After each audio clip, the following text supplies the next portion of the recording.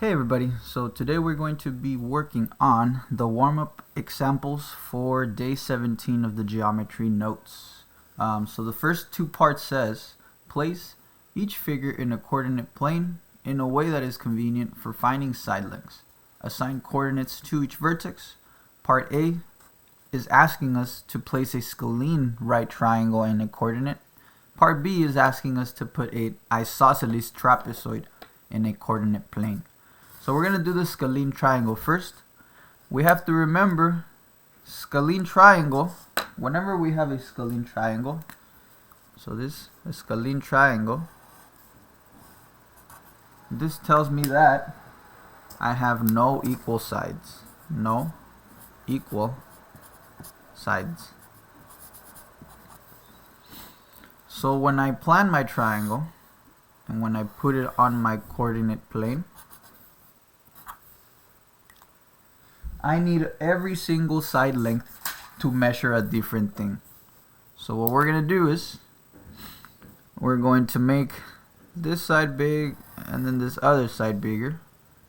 There we go. So now we have a triangle here, and if you notice, none of the sides are equal, right? This one, and this one, they all have different lengths.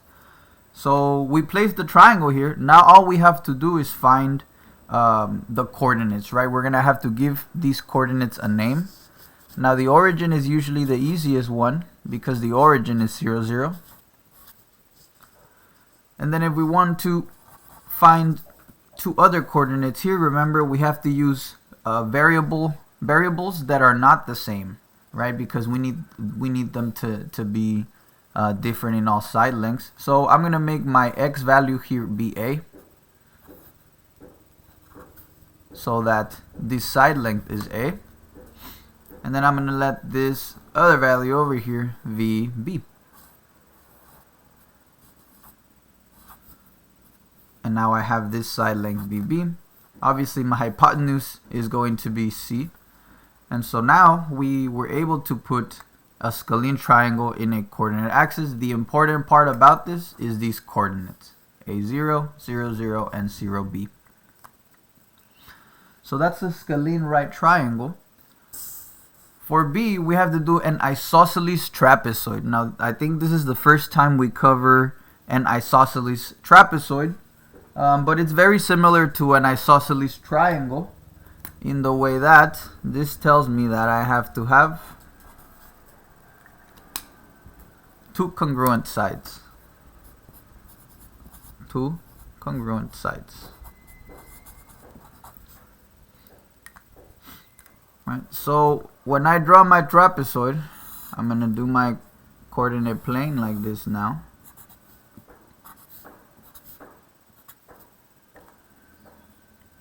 And then I'm going to draw my trapezoid.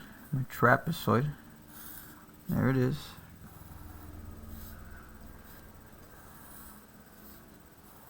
Like that. Remember, because this is isosceles, this side and this side have to be congruent. And once we have our isosceles trapezoid in the coordinate plane, all we have to do now is worry about the coordinates, right? So what's going to be this coordinate here, this one, and this one, the vertices. So once again, because we need these two to have the exact same length, what we're going to do is we're going to give this a value, let's say c, and it can be any value, remember, so long as it's variable.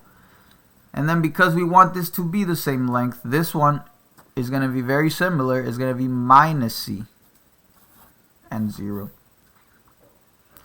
Now if we notice, the other two vertices are going to have different x values, right? So if I were to do these, draw these heights down, I'm able to show that it will be another x value. So we have to come up with another variable to determine what that x value is. I'm just going to give it another name. And this one first, actually. I'm going to do a. And then I'm going to say that this height right here is b. And then over here, because I'm doing the same exact thing but the other way, I have to do minus a and then b. And so these four are the vertices that would make up an isosceles trapezoid. on a coordinate plane. Now, example or part C is a little bit more involved. We have to now place an isosceles triangle on a coordinate plane with the following vertices. So here they are actually giving us the vertices. We don't have to come up with them on our own entirely, but we should be able to draw them in some way. So what I'm going to do is I'm going to once again open up a coordinate plane like this, and then it says minus 2a. So you know what, I'm going to make this a little bit longer then, like that. So we have minus 2a, so we're going to do 1, 2, 1, 2. So this is minus 1a, this is going to be minus 2a and 0. We're going to have 0 and a, so let's say a is right here. Right, here's my other point, 0 and a. And then over here we're going to have a and then 2a right here. So this right here is minus 2a and 0. And this one right here is going to be 2a and 0. Like this. So now all we have to do is connect these points, and I'm gonna get my straight edge so that I can do it as best as I can. And so we're gonna have an isosceles triangle here. So again, it might not look identical or perfect, but I will do my best. Alright, so now we have an isosceles triangle. We know that this side and this side have to be congruent because that's the definition of an isosceles triangle. And so now we have to do two things, or a couple of things, a few things. We have to find the length of each side, and we're going to have to find the coordinates of the midpoint of each side. So first off, I forgot to name my points. I'm going to name them. This is P, this is Q, and this is R. And so what I'm going to do is I'm going to find the length of PR first because it's the easiest. It's a straight line. Remember, if it's a straight line, we can just count.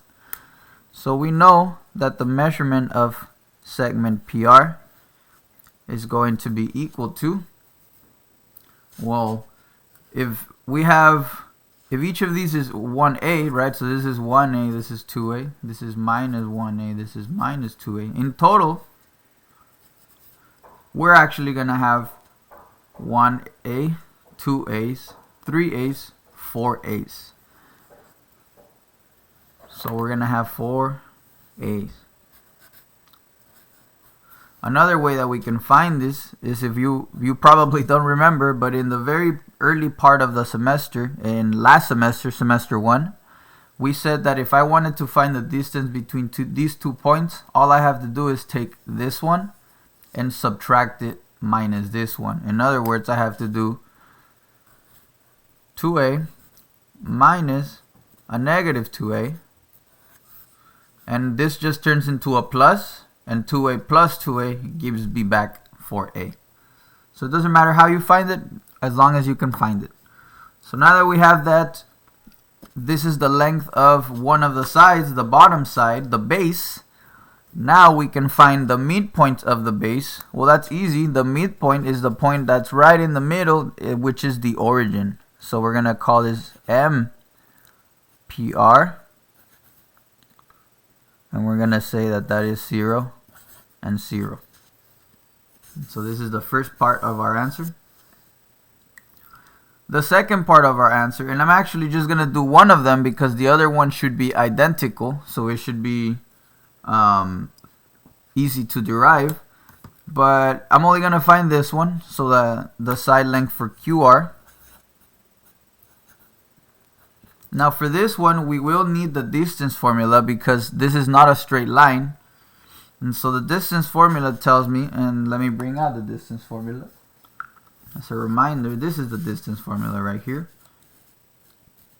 So if I want to find the distance between these 2 points, I have to take the square root of, and then we have x2 minus x1, so 2a minus 0 to the second power, plus y2 minus y1, which is 0 minus a to the second power, the square root. Alright, so now that we have this, let me move this out of the way. And so if we simplify, this is going to be the square root of 2a minus 0 is just 2a. Like this. And then 0 minus a is just minus a, second power. So then now we have 2 squared is 4, a squared is a squared. Minus a to the second power is going to be plus a to the second power. And we're taking a square root. And then these are common terms, so we can add them together. This is 5a squared. And if we separate the square roots, which we can, this turns into the square root of 5 times the square root of a to the second power. The square root and the second power are inverses. And so our final length for this is going to be a times the square root of 5. Again, I'm not going to do it, but if you do the exact same formula with Q and P, guess what you're going to be getting? Q and P is also going to be equal to a square root of 5. So now all we have to do is figure out the midpoint for this one, and we can figure out the midpoint for this one. You can calculate that on your own. But the midpoint of QR has to be according to this formula over here. So this is my midpoint formula. So now I'm adding x1 plus x2, so 2a plus 0, and I'm dividing that by 2. And then I have to add the 2 y's, so 0 plus a. And then I have to divide that by 2, which if I simplify gives me 2a divided by a 2 is just a, because this 2 and this 2 cancel. And then 0 plus a is just a divided by 2 is a divided by 2. And so if this is the midpoint for MQR, then the midpoint for MQP has to be almost the same, but because we are talking coordinates, if this right here, if my midpoint here was a over 2, then this one has to be the same, but I have to switch my a to negative a over 2. So we mark minus a over 2. And we just found everything that this problem was asking us for.